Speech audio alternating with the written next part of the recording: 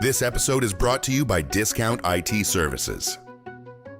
Whatever your IT and technical needs are, we can do it all, from hardware, infrastructure, and software development. We're experts at troubleshooting power problems coming into your building, and we specialize in Cat5 cable. We can safely lock down all of your hardware needs, from power to motherboards to chips. And we can even handle setup and software development on your data centers. Call Discount IT Services. You'll soon be purring with satisfaction. You're watching David McElroy TV.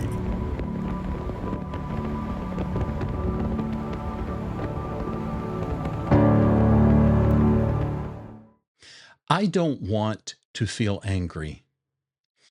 I don't want to feel hopeless about the future of my country. I don't want to feel despair about the future of the people around me. I've been trying so hard to focus on thinking and writing about the ways in which principled and decent Americans can stop their society from collapsing, on the ways in which individuals can build something that's healthy and functional, even in the face of the horrible things going on around us. But there are times when I feel as though things have gone so far that even the people who need to hear that can't hear, because the raging cacophony of the dysfunctional culture makes it impossible for them to hear. This is why so many socially conservative people have unwisely turned to political power as a way to create the society they want. They see cultural forces that are destroying the traditional values which gave us things that were worth conserving. They see those forces replacing those things with ideas and ways of life which are irrational and destructive and evil. What social conservatives don't understand, though, is that giving in to the desire to seize political power, even in the service of stopping this destructive evil, corrupts them so badly that they end up betraying the values they originally claimed to hold. In the rush for political power, those who think of themselves as heirs to the conservative tradition have become the mirror image of those who are attacking everything they once held dear. As a result, we have people who call themselves conservatives in the political sphere who have given up on any interest in following religious or political leaders with character or decency or principles, things which were once considered bare minimums. Instead, they're willing to follow any evil man who promises to give them the political power which they believe their side deserves. I'm thinking about all of this tonight because I understand the way these people feel. I'm looking around myself tonight in my real world environment and seeing people who make me angry and make me feel despair about the possibility of ever changing things.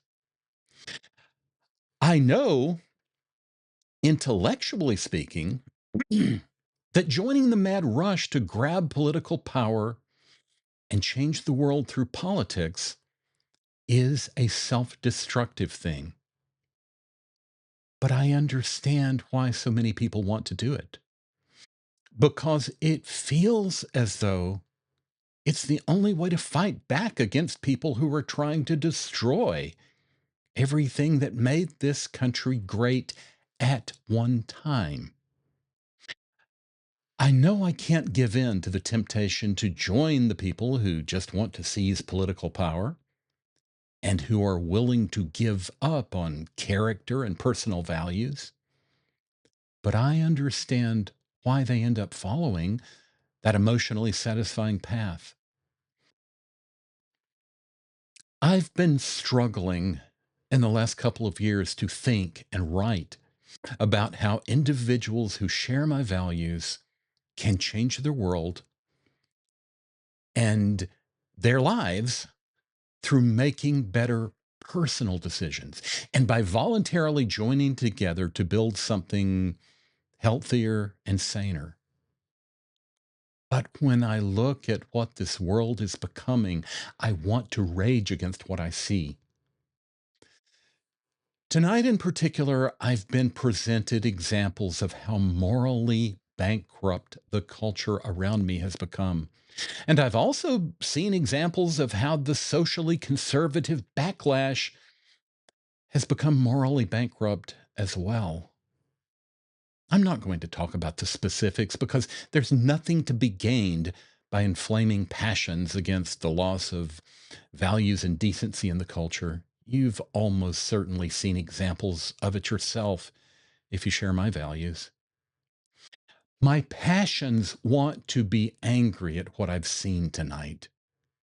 My short term thinking wants to talk about what I've seen and criticize those who I'll hold responsible for it. But I know that's just an emotional path that doesn't lead to changing anything. I know I need to have faith that enough people who claim to be conservatives will find the strength and courage to follow the values they claim to believe in. But the evidence I see makes it hard to hold onto my faith. I know what can happen when individuals and communities choose to live together with the sort of values that seem important to me. But I feel despair that so few people have any interest in listening to those ideas and thinking about how to implement them voluntarily.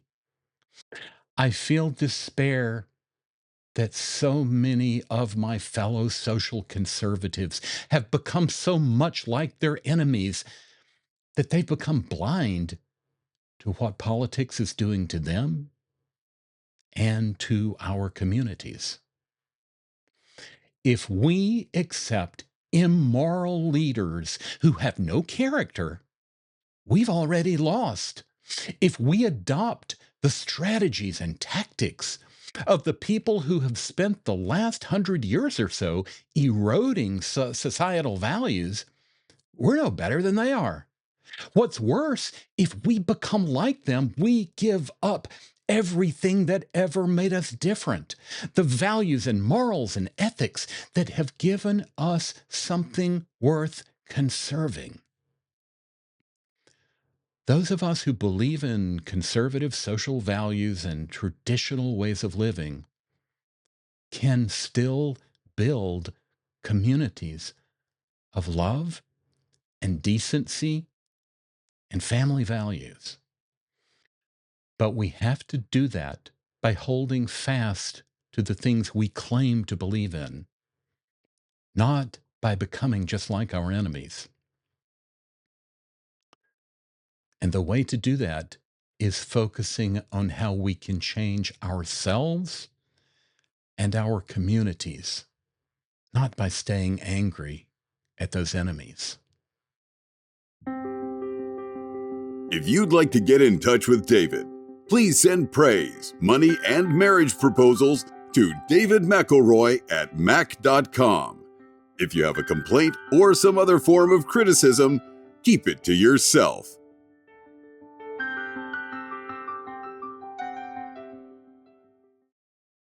This McElroy guy has a face for radio and a voice for print. What a loser. I wouldn't listen to him.